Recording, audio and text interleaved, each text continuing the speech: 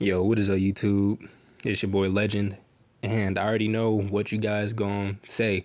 Yo, Legend, what happened to all your subscribers? All I'm gonna say is YouTube did it again. That one sentence already let you know what happened. That's all I'm gonna say. Now y'all might be saying here like, yo, like WTF, like you YouTube racist. Like, man, I probably can't even say that on YouTube. But whatever. I don't care no more. Honestly, I don't care. But I'm gonna re-upload all my videos, bro, starting with this one.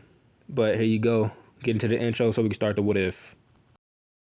I put out all this art, it's my only medicine, yeah. Everything I do, I'm just being genuine, yeah. I'm sick of being screwed, feel my own adrenaline, yeah. I do just what I do, and I hope you let me in, yeah.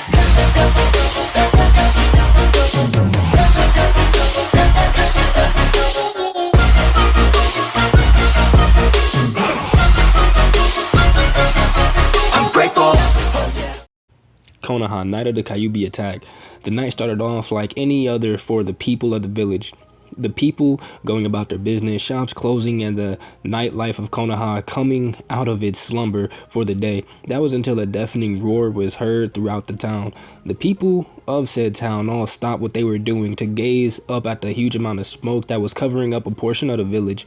For most, didn't know what caused it, but the ninja of said village did, and were both scared and curious as to what could cause such a large amount of smoke. Suddenly large hand, that was covered in orange fur came crashing down on multiple houses and buildings.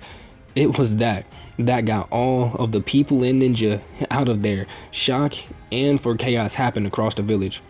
Cave on the outskirts of the village. What have you done? Yelled out Minato Namikaze, leader of said village that was being attacked. What needs to be done, and there's nothing that you can do, Minato, to stop it, said a man with a spiral-like mask as he charred Minato. Minato threw one of his famous tripon kunai at the masked man, aiming it purposely just above the man's head so he would think that the blade would miss him, but was enough to make him still duck on reflex. As the masked man ducked, his head slightly from the kunai to pass over him, he smiled. He, Obito Uchiha, was going to kill his sensei and destroy this accursed village. He was going to finally have revenge for his precious Ren, thought the now named masked man. That is until he felt the hand go through his back and out of his stomach. He was then forced and smashed into the ground by Minato using his two most famous jutsu, Hiraishin no Jutsu and the Rasengan. Minato then got up and was about to leave, worried about the Kyubi and thinking of ways to seal it. That is until he heard the masked man laugh. This stopped Minato as he strangely remembered that laugh. He looked back and was in shock at what he saw. There, on his back, was his dead student, Obito Uchiha. After a few more seconds of laughter, he puked up a large amount of blood to his side. He then spoke in a tone that was filled with tiredness of an old man on his deathbed. After all that planning and waiting, I'm defeated not even 5 minutes into our fight by a technique that you're famous for, and one that I planned against. He paused to take a breath and continued, you won't be able to defeat the Kyubi. No one can. Well, that's alive, that is. The last person was Madara, and I burned his body myself after he died. Minato was confused by what he said, but stored that information for later. No matter how much he wanted to question his old student, he needed to get the Kyubi sealed into a new container, which he realized would have to be one of his children that were born tonight. He knew that his wife Kushina was not strong enough to hold the beast because of the labor she had just endured, which caused her to become too weak and unable to contain such a beast. With his mind made up, he teleported to the Kyubi, leaving a dying Obito behind. As Obito laid there dying, he looked up at the sky and was amazed at the beauty of the sky. Maybe it was the fact that he knew he was dying that he thought these new strange thoughts. For he never looked at the sky, for he was always busy planning and training to kill his former sensei and destroy this damn village. As he was taking his last breath, he muttered one last thing to the cruel world. Rin, I'm finally going to see you again. And with that, Obito left the world of the living.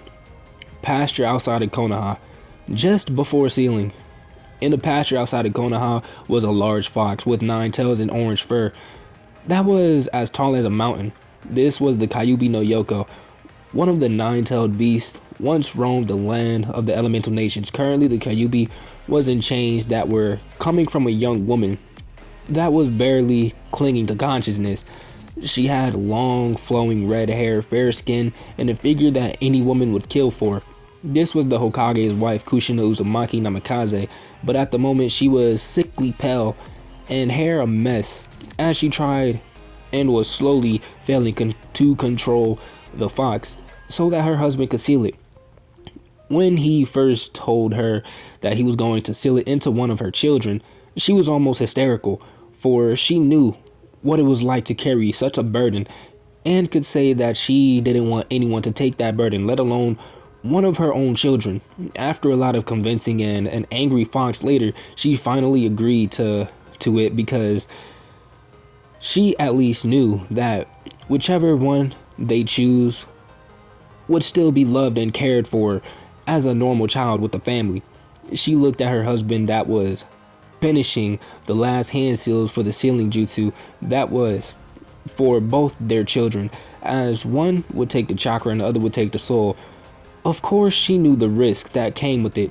Like how Minato wasn't careful with the hand seals, the seals would be put up, but it would be weak and would take the soul of the caster. This would also allow the Kyubi to fight for dominance of the body since the seal would be weak. Now, if that were to happen and the Kyubi win, well, let's just say that their child would be no more and the Kyubi would have a new body. With one final hand seal, the Hokage shouted, Fuin Jutsu, Shiki Fusion. An ominous feeling came over the pasture that has a huge amount of killer intent came from the huge figure that could only be the Shinigami himself. He appeared as a man that had very light purple skin, long white shaggy hair with 2 small red horns that came out of its head. And lastly, he was sporting a white kimono. As he appeared, he spoke in a deep tone.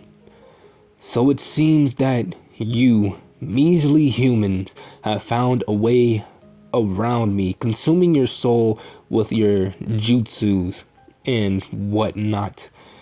He took a breath and muttered something about missing the taste of a human soul before speaking again. Speak! You are wearying my patience, human. Minato looked at the death god, and with a firm tone he said, I ask you to seal the chakra of this tailed beast into the girl and the soul of the beast into this boy. It was quiet for a minute as the death god looked first at Minato, turned his head to look at the Kyubi, then looked at the woman that was holding the Kyubi. He then turned to the 2 babies that were there on the ritual stone. He then said in an ominous tone, Fine, it'll be done. The death god then floated towards the beast and stretched out a hand. What happened next shocked both parents. There, as the hand of the Shinigami went into the beast and came out holding a ball of orange-red chakra, then put the other hand into the beast and pulled out a white ball of energy and drifted over toward the 2 children. When he reached the 2 children, he looked down and saw the boy and the girl. The girl had red hair, fair skin, and blue eyes. The boy had blonde hair and purple eyes with pale skin. He then pushed the orange orb into the girl, and as he pulled his hand back, the seal appeared on the stomach of the girl. Next, he put his hand onto the boy and pushed the white orb into the boy. As he did this, he felt something form within the boy, something old, something ancient that did not belong to this world. He pulled his hand back at the same time the seal appeared over the boy's stomach. He then turned to a relieved Minato and Kushina, who was finally relaxing due to not having to hold the struggling beast. I have done what you asked, so release the jutsu so that I may return to my realm, he said. Minato bowed and was about to release the jutsu but stopped. Before I release it, may I ask a question, if it isn't too much to ask? It was silent for a moment. So quiet, in fact, that a pin could be dropped and mistaken for an explosion. Kushina just stared at her husband in shock and only prayed that the Shinigami would not do anything. She then looked at the death god and waited. The Shinigami looked at Minato and was tempted to just outright eat his soul for questioning him and not letting him return to his realm, but he knew if he did, then his sister Kami would bother him about the rules of begrudgingly answered, "Fine, what do you want?" Minato knew that he was walking on thin ice, so he spoke quickly. "What seal did you use, and will it hold?" The Shinigami looked back at him and was about to answer but decided to have some fun with this mortal. He doesn't come very often to this realm, and he needed to release some stress and anger. So what better way than to mess with a human? I used the 8 trigram sealing seal. It is a strong seal that is used normally for large amounts of chakra, but still should be watched closely since it's a tailed beast chakra. Now I use the same seal for the soul, for there is no real seal that could trap the soul of a tailed beast since it is technically a mass of chakra given form, so I have no idea how the seal will hold. That is a complete lie. As he finished, Minato and Kushina were a little startled to think that their son might not be their son, but instead the Kyubi reincarnate. Alright, I'm not gonna lie. The Shinigami a straight dickhead for that. Now, will that be all? He asked, getting both parents out of their shock states. Yes, I will now release you from this and thank you. Both parents then bowed and descended into the ground. Kushina was the first to get up and started to run towards the 2 children with Minato following. Mindscape.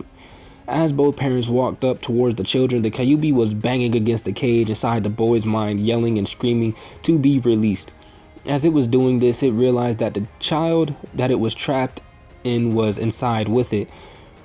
On the other side of the cage doors, albeit but there, nonetheless, it realized that just maybe, just maybe, if it could skewer it right now with one of its large claws, it'd be free.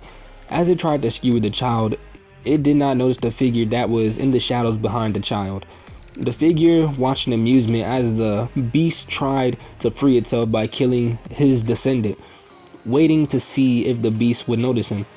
As the beast continued to try and kill the child and continued to ignore him, he was finally fed up with the sent one of his many treasures at the beast. To get its attention, he succeeded because just as the beast thought it was going to finally reach the child, a sword made of pure gold nailed its finger to the bottom of the floor. The beast howled in pain, for it was not used to normal human weapons piercing its hide. But as it looked at the sword, it realized that that wasn't a normal human weapon. It radiated power, a power that once roamed this world. The power of said weapon felt like him, that man that was able to beat the strongest beast into submission so long ago. So with hesitation, it looked up in fear and shock, ran through it when he saw him. Gilgamesh. Gilgamesh was a very handsome man that stood at a height of 6'1". He had golden hair that looked to be naturally spiked up. He wore no shirt, so the beast could see his body. What it saw brought back a bad memory from their last fight, where he nearly killed it. His body had red lines that ran from his lower pecs to his shoulders, but then split into 2 different directions, one going along both arms and the other over his shoulder and down his back. Gilgamesh just looked at the tailed beast with a smile. Long time no see, Kurama. What are you doing in that form? It is a disgusting form in my opinion. No, I prefer you in your more human form. Now change before I waste another one of my treasures on you. As he finished speaking, the now named Kyubi begrudgingly changed into a lowly human form that she possessed. As she shrank the form into something more human looking, she walked towards the cage doors and out of the shadows. What stepped out could be nothing short of a goddess. He would know because once upon a time he was married to a goddess. She had silky reddish orange hair with a hourglass figure, double D cup size breast, and an ass that was round and firm looking. She had 9 orange tails coming from just above her butt, with a pair of fox ears coming from her head. Her red eyes glowed with power as she stared at the human before her. "What do you want?" she asked angrily. He stared at her uncaringly, and for a few seconds she thought that he would say nothing until he finally spoke. "This place is filthy. I believe that it needs a cleaning and a change of scenery." And with that, a snap of his fingers, the depressing mindscape that was once a sewer changed to that of an ancient palace of some sort. They seemed to have appeared in a medium-sized room that was fit for only royalty. The floor was made of stone and colored a medium beige. There wasn't many walls, only the walls that separated this room from the next, with an open door way to lead to said next room. The side of the rooms let you oversee the jungle-like terrain, which suggested that they were not on ground level and possibly on second or third level. Judging from the height, the night sky was clear without a single cloud. That cloud blocked the beautiful stars in the night sky. The only thing separating the outside from the inside were round cylinder-like pillars, every so often to support the ceiling of the room. The room itself was huge and had lots of wildflowers of all sorts and colors that were baskets that hung off the bars that were connected to the pillars supporting the ceiling. In the middle of the room was a bed and the red covers, multiple pillows, and large enough to fit 4 grown people. Kurumi could only stare in shocked amazement at the sight of such a beautiful place, even if she knew it wasn't real and only a projection of the mind. He then brought her out of her shocked state by speaking. "Listen, beast, and listen well. This boy that you tried to kill," now pointing at the sleeping child on the bed, "is my descendant and chosen successor.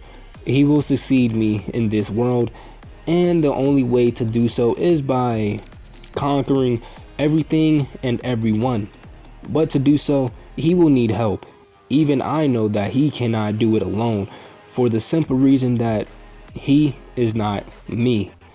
For there will never be anyone like me, and for this reason, I present him with 2 gifts." He stopped to take a breath and looked around for a second. He snapped his fingers and a golden-like throne appeared. He then walked to it, sat on it, and continued his speech. Once gift I will give him will be you," he stated almost mockingly. Kurumi looked at him with a face that only had one emotion on it: rage. She was a tailed beast, damn it, the strongest one too. She wasn't going to allow herself to be some child's pet for the amusement of some dead man, even if he beat her in a fight last time they met. Now, why would I do that? I would rather die than be a pet to some child, let alone a human child, she spat out. "That is where you are wrong, beast. He is not some measly human child. He is a child with godly ancestors, therefore making him more than any measly human child. For I would not choose some random child to be a successor. Either way, I sense that he will bring great change to this backwater planet you call your home. Whether it be good or bad, I do not care. All I care is that he succeeds me by making everything his in this world. Again, why would I do such thing? She said, every word filled with rage that would send any man running for the hills. Well, that's simple. I would kill you, beast, for not listening to your betters. This conversation alone is a testament to my patience, but trust me, it is waning extremely fast. So, will you obey, or do I have to kill you? He stated in a tone that left her feeling nervous, for she knew that if he truly wanted to kill her, he could. She also knew for the fact that he is the only person that could really kill a tailed beast.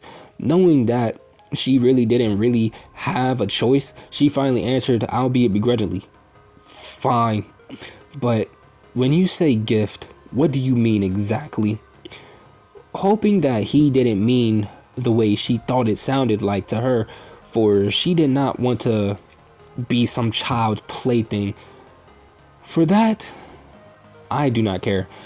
You may present yourself to him in any way you see fit.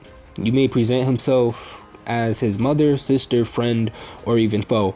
Hell, you could present yourself as his whore. I do not care. All I will say is that you will support him when he truly needs it. Like I said earlier, he is not me. Nobody is. For that very reason, he will need support, no matter how much I wish to deny it. My descendants will never be as strong as me, and I will never share my most prized treasures with any of them. So that is why you will be my first gift. And as for the second, it will be the gate of Babylon. She looked at him confused, for she knew what the gate was, but it was what he said that confused her. You just said that you would never share your precious treasures, but isn't the gate filled with treasures? She questioned curiously. Yes and no. He said he has his own gate. His gate is its very own, not shared with anyone. I stored weapons and treasures in this gate.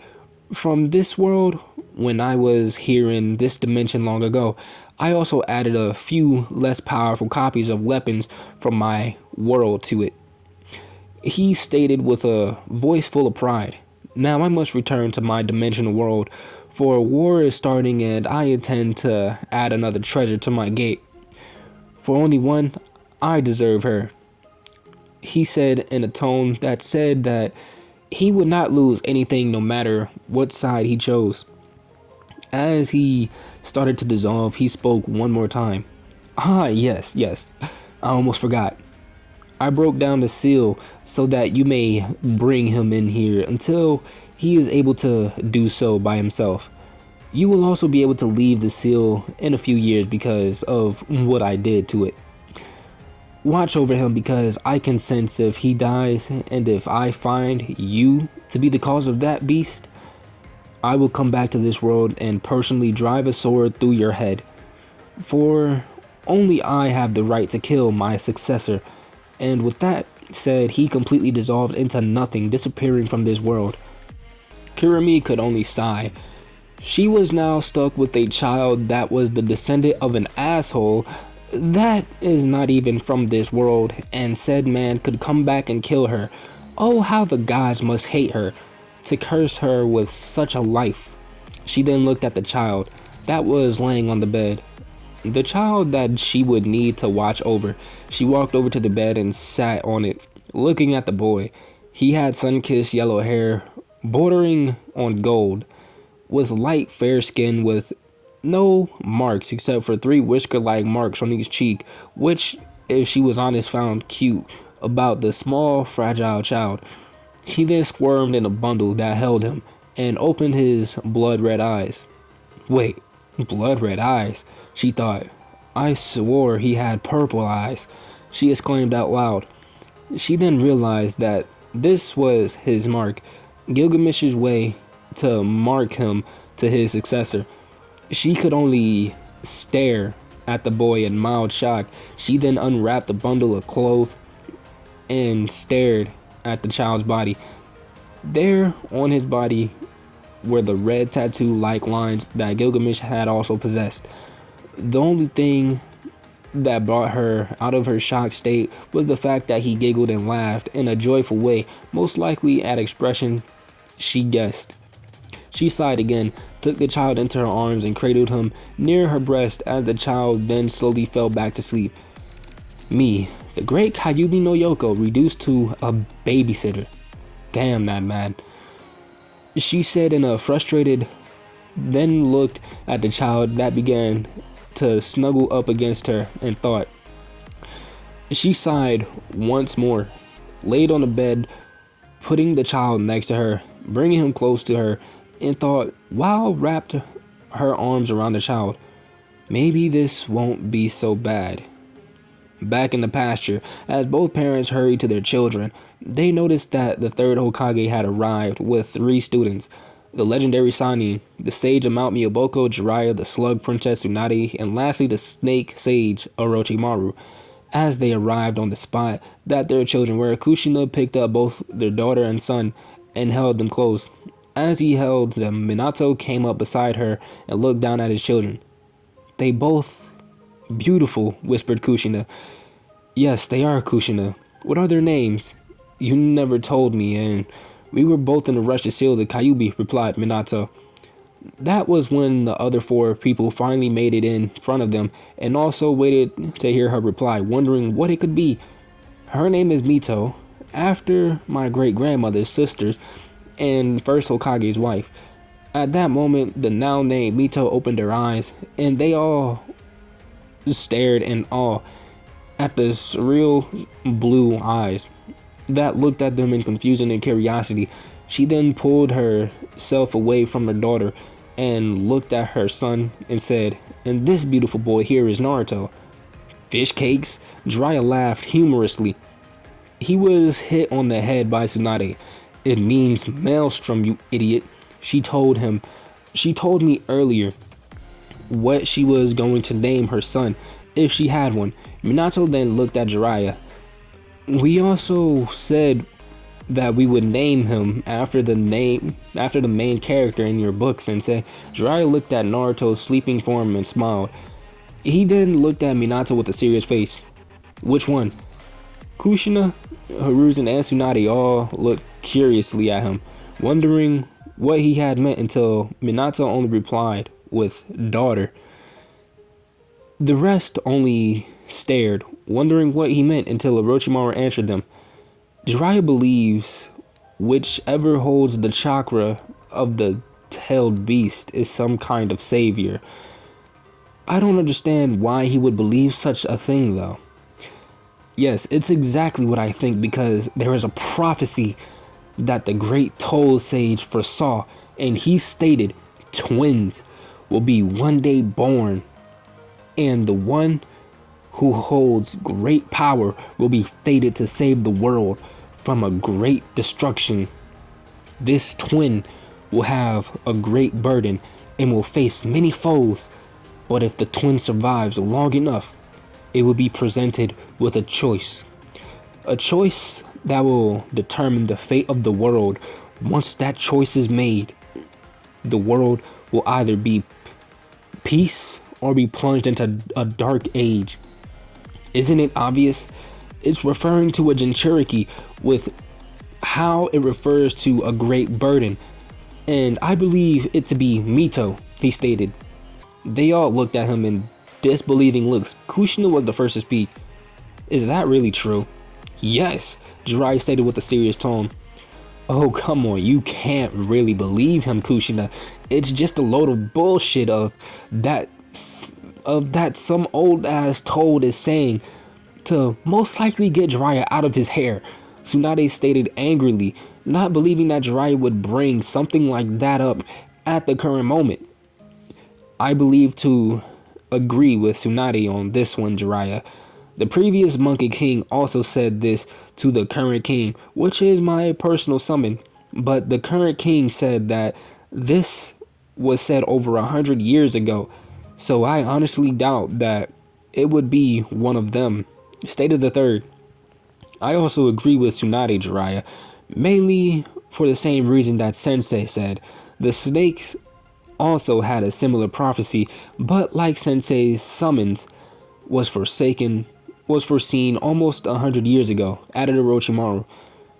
Well, I believe it. Mom and Pa came to me a few days before me and Kushina found out we were having twins. They said that they believed one of our twins would be the child of prophecy, stated Minato with pride. Well, I still don't believe it. And I think you're a fool if you believe some old toad, said Tsunade, while Sarutobi and Orochimaru nodded their head in agreement. Hey, where did Kushina go? Asked the third. It was then that everybody heard blood-curdling scream and quickly looked at the ritual stone that the two children were once on. What they saw shocked them. Kushina stood there with Mito in her arms, holding her away from the crying Naruto that was lying on the bundle of the ritual stone.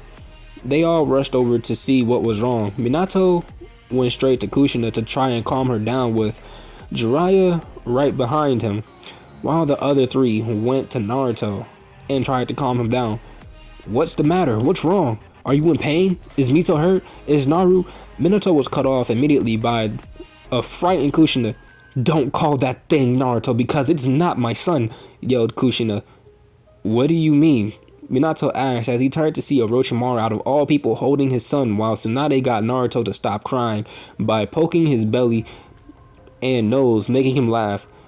You mean because Orochimaru is holding him without crying? Minato joked. I heard that, muttered the snake sage. No, Minato. His eyes. His eyes say everything, said the frightened mother. Minato was confused. He has never seen Kushina like this, so he walked over to the snake summoner and looked down at the boy. That was his son. What he saw made him pale. No, it can't be, he muttered. There before him was not his son. He knew that for a fact that this was not his son. How did he know? He knew because of its eyes. Its eyes were what gave it away. He looked back at a crying Kushina and back to his soul. No, not son. It. He looked back at it, straight into its eyes. Those blood red eyes. But guys, I'm going to end it off right there. If you guys enjoyed the video, make sure you hit that like button, subscribe while you're at it. And without further ado, I'm out, and I will see you guys in the next video.